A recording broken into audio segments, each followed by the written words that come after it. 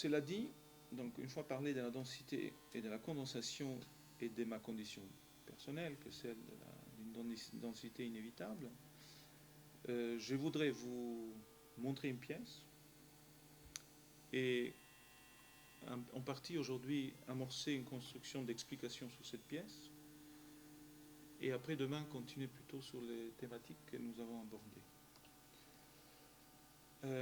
Je vous montre une pièce qui s'appelle 20e fin Cry. C'est une performance qui a été, peut-être certaines d'entre vous, parce que je l'avais montré dans un séminaire avec Ellie, donc une partie d'entre vous peut-être l'ont déjà vu.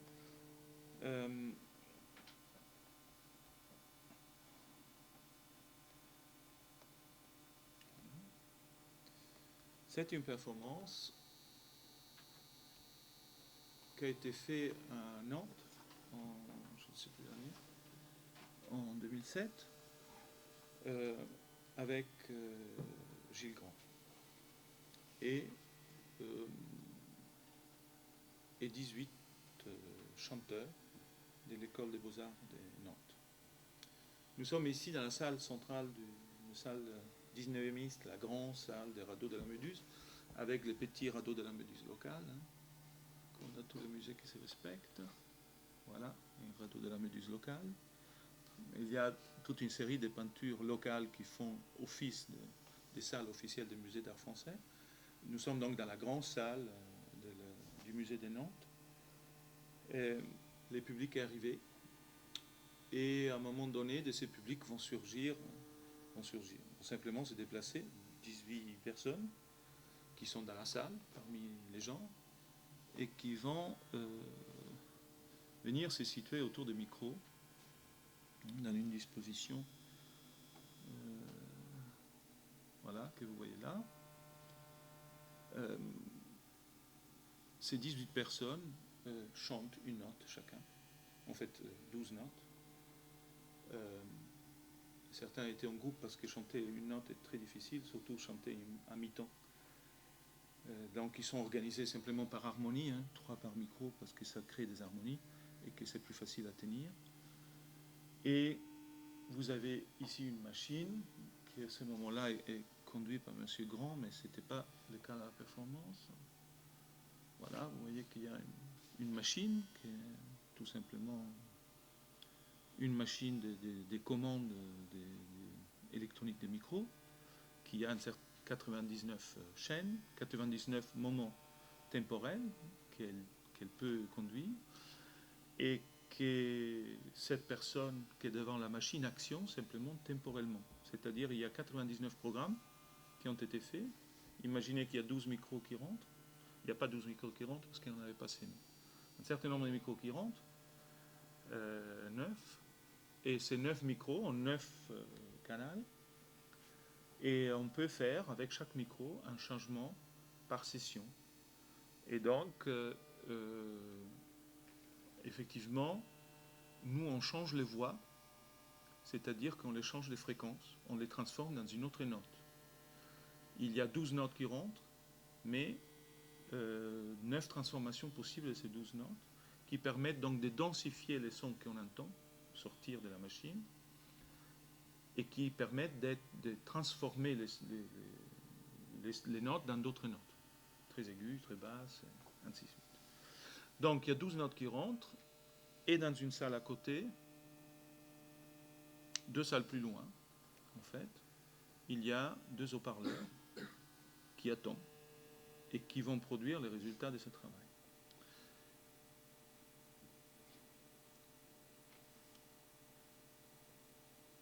Il n'y a pas d'ordinateur en fait pendant la performance.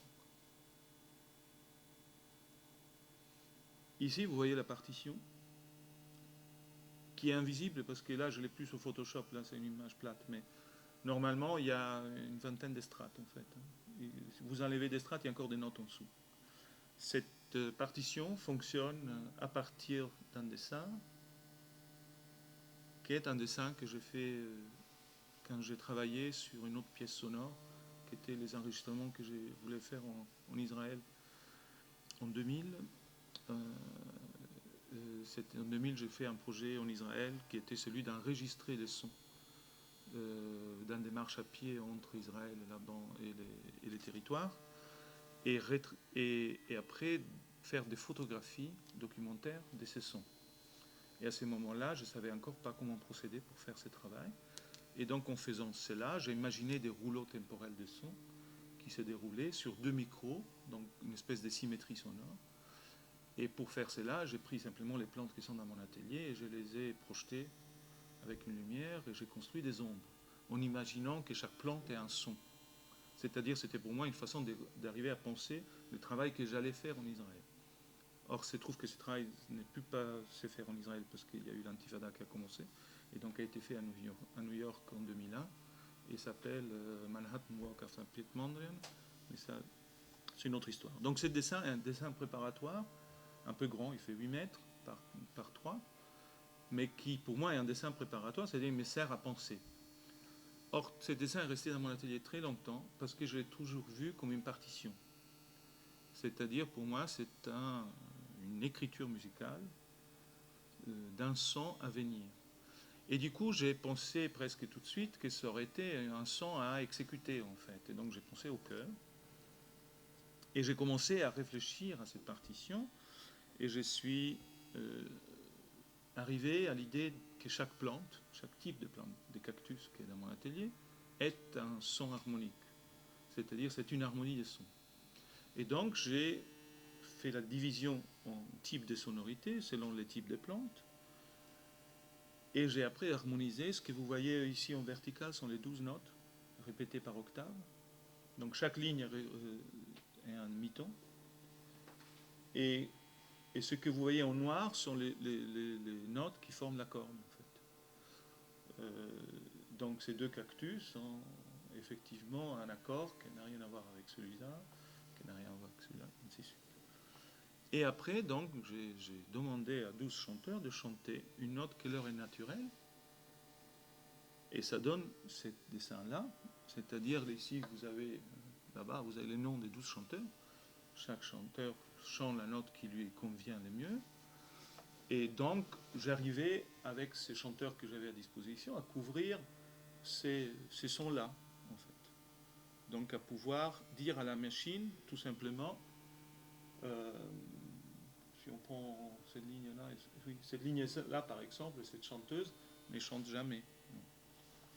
C'est-à-dire, elle chante autant, mais on ne l'entend pas, parce que c'est blanc. Donc on n'entend rien, on n'entend rien, on n'entend rien, on l'entend, on n'entend rien, on l'entend, on n'entend rien, on l'entend, et après on n'entendra plus. Et c'est donc quelque chose qui, dans les haut-parleurs, est transformé. Donc je dis à la machine, fais passer ces notes, ne fais pas passer cette note. En même temps, il me reste tout mon dessin à couvrir, c'est-à-dire je n'arrive pas à construire les harmonies avec ces sons. Donc à ma machine, je dis, transforme-moi ces sons en un demi-ton plus haut. Donc je place cette son-là, là-haut. La machine fait un travail de transformation acoustique, elle transforme la fréquence, elle la déplace légèrement. Et donc à ce moment-là, je pourrais utiliser cette chanteuse-là pour faire cette note-là, cette note-là, cette note-là, cette note-là, cette note-là, et ainsi de suite. Parce qu'en ce moment, elle n'est pas occupée. Mais je peux aussi les utiliser en même temps. Donc imaginez que ces notes que vous voyez ici viennent remplir tous les espaces noirs par 99 moments temporels dans lesquels je peux programmer la machine et qui donc vient définir l'espace. Alors ça donne ça. Donc ici, brièvement encore. Donc ça, c'est la situation de chant dans la salle. Le public est assez désemparé parce que c'est assez chiant. Ça donne strictement rien. Ça donne ça.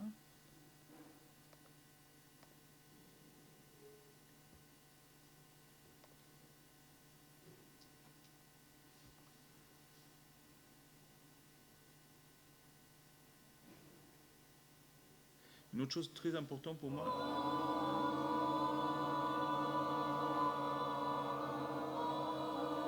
Donc, sauf les moments de respiration, Il n'y a pas de changement. C'est un cluster, c'est tous les notes de dodécaphonique en fait. Voilà, c'est très chiant, donc je vais vous montrer, je vous le donne pas, je vous le fais pas écouter en totalité. Donc imaginez que ces gens sont en train d'entendre ça et commencent à avoir des sérieux doutes sur l'artiste qui les a conviés au musée des Lottes. En même temps, des deux salles à côté, donc il y a cette salle et après, ici il y a l'escalier, donc on est à l'extérieur des salles de musée. Et après, là, on tourne à gauche et donc il y a une autre petite salle qui est une salle des portraits.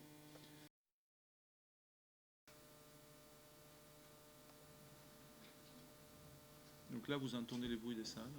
Et une seconde, vous entendrez les chœurs venir d'à côté, en fait. Voilà. La première son que vous avez entendue, c'est les salles à côté.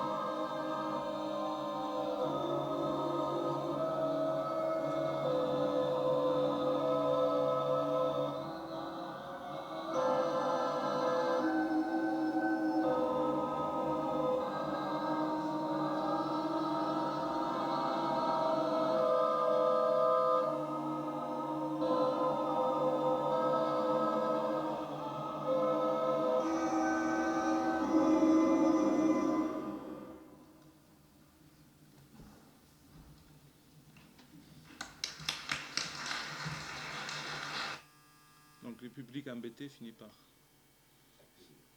applaudir. Ce que vous entendez, évidemment, n'est pas ce qu'on dit. Il y a une différence substantielle, c'est-à-dire l'indécision spatiale. Pendant la performance, je pense que pour moi, c'était quand même une des conditions centrales de la pièce. On n'est jamais à la bonne place, en fait. Parce que quand on est dans la salle, il ne se passe rien. Quand on est à côté, on n'est pas devant les chanteurs. Et l'aspect machinique, les chanteurs chantent avec passion, si on peut dire, une note. Donc chanter avec passion une note équivaut à ne pas avoir de passion. C'est tout ce qui est contraire à toute écriture musicale. Une note ténue et l'absence des temps, l'absence des rythmes et l'absence des narrations harmoniques. Donc quand vous êtes dans la salle, dans la grande salle, vous avez devant vous des gens qui s'efforcent à tenir une note en fait. Toute la concentration est surtout ne pas chanter faux, parce que c'est très compliqué de chanter à 12 notes en fait. Mais il n'y a aucune passion. Et c'est quelque chose qui est ennuyeux, c'est-à-dire on assiste à un corps extrêmement tendu, avec tous les muscles actifs, toute l'attention concentrée, Et pourtant, ça ne produit rien. Ça ne produit rien, sinon une constante. Dans la salle à côté, vous avez des changements. Ces changements sont machiniques. En fait, la fille qui change les chaînes n'est fait qu'appuyer sur 2 tastes, toute la performance. C'est gauche, droite, avec un rythme constant. C'est elle qui donne les rythmes, et donc pour se donner les rythmes, elle balançait légèrement, comme ça. Elle faisait gauche, droite. Donc elle ne fait rien d'extraordinaire. De l'autre côté, vous entendez cette chose machinique. Vous entendez que les changements tombent en pleine respiration, par exemple, d'un chanteur. Et c'est très perturbant parce qu'il y a écriture musicale, effectivement. En même temps, cette écriture est absolument sans passion. Elle est faite par une machine qui décide passe, passe pas, passe pas. C'est quelque chose qui d'une façon violente, coupe dans les chants pour retransformer les sons. En même temps, vous entendez une écriture. Les dessins donnent une écriture, et surtout à la fin, la dernière figure a des crescendos dans les aigus et dans les basses qui finissent par donner l'impression d'un hurlement, d'un cri. Donc, je reviens sur la question, je pense que pour moi c'était fondamental la décision du public. C'est-à-dire de ne jamais être à sa propre place et d'être toujours dans la sensation d'avoir raté l'essentiel de la pièce. Et je pense que c'était réussi. Dans le sens que les gens étaient assez frustrés, soit de rester collés au chanteur, soit d'être dans l'autre salle et de se dire qu'ils ont quand même toujours raté un truc. Ça fait une espèce de circulation de public qui passait d'une salle à l'autre en ayant toujours l'impression qu'à côté s'est passé quelque chose. Donc on n'est pas vis-à-vis de la pièce, il n'y a pas de frontalité avec la pièce, tout en étant très violent la frontalité sonore de la pièce, par la continuité d'un côté et par la violence acoustique de l'autre.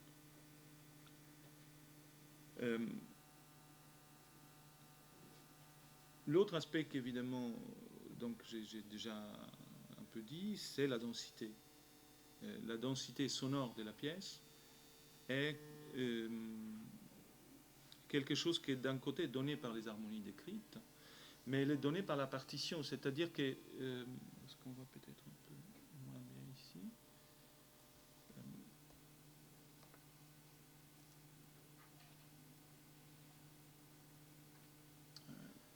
oui, là on la voit bien, c'est qu'en réalité, si cette harmonie-là en soi elle est propre, elle est une harmonie en sixième, donc elle est une harmonie assez forte, elle est constamment dérangée par l'autre dessin qui est là et qui vient perturber complètement d'un point de vue harmonique sa réception. Donc vous avez quand même l'impression d'un dessin dans la deuxième salle, mais vous avez constamment aussi l'impression d'un cluster, d'un accord trop dense.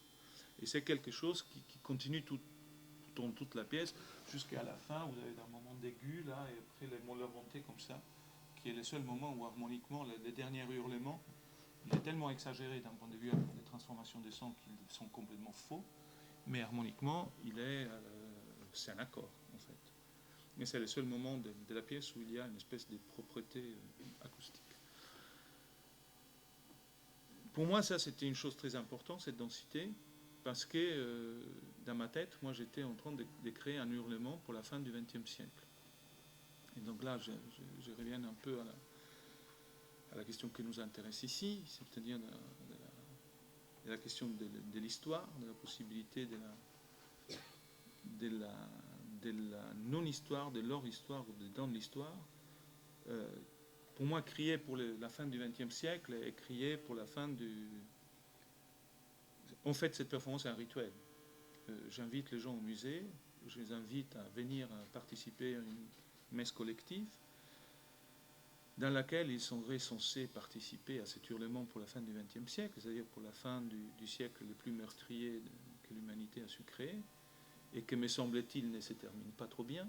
Il ne termine pas, en fait. Il veut passer dans les 21e, et que, quelque part, dans l'année 2000, je me suis dit, mais merde, c'est l'année 2000, on arrête. Et ben, les gens ne semblent pas m'écouter, donc ils semblent vouloir continuer à créer des guerres et des conditions donc, d'extermination. Et comme si quelque chose qui pouvait se conclure par une simplement numération stupide, hein, que c'est les années, évidemment c'est complètement idiot d'un point de vue de la vie d'un homme, mais nous pensons beaucoup comme ça, notre vie, c'est-à-dire on serait heureux de participer à un passage historique fondamental, par exemple la fin du XXe siècle. Et donc sentir que notre vie tombe dans un moment de changement, des révolutions radicales. Et donc, quelque part, j'invite le public à venir à participer avec moi à une petite messe d'évocation. On évoque la fin du XXe siècle, on hurle pour qu'il se termine. Et en même temps, on est dans quelque chose qui est complètement machinique, impersonnel, sans pathos, et qui ne laisse pas le public trouver sa place, de participer. Et donc, ça me semble une chose importante et proche des préoccupations de Giovanni par rapport au jugement dernier. Cette question de ne pas être à sa place tout en devant, avoir une espèce d'interpellation pour être à sa place. Quel est le fonctionnement central que Giovanni est en train d'éclaircir sur le jugement dernier? C'est cette conformation du corps au corps du Christ est une espèce d'appel, mais qui ne fonctionne que si on le voit. C'est-à-dire que si on arrive à identifier le côté droit ou gauche, le côté mélancolique ou le côté encore informe, la condition du corps qui est en élévation ou qu'on chute. Et quelque part, il me semble que la densité que je propose dans cette pièce, elle est violente parce qu'elle est machinique et elle empêche le pathos de se développer et donc empêche l'adhérence. On ne peut pas adhérer à ma position, ni adhérer à la position des chanteurs, en fait. On ne peut que ne pas adhérer. Et donc, on ne peut que devoir trouver sa propre place face au cri proposé. Et qui est donc forcément la reconstitution d'un autre cri qui serait personnel et qui n'est pas celui exécuté. Et ça, c'était un peu l'idée de départ de la performance, donc la raison de faire la performance, la raison d'utiliser des corps, des personnes, une action, un moment, un rituel, une invitation, une distribution du titre qui est fait à l'entrée du musée et qui donc éclaircit, n'explique pas, mais par les titres même, donne une indication sur la question.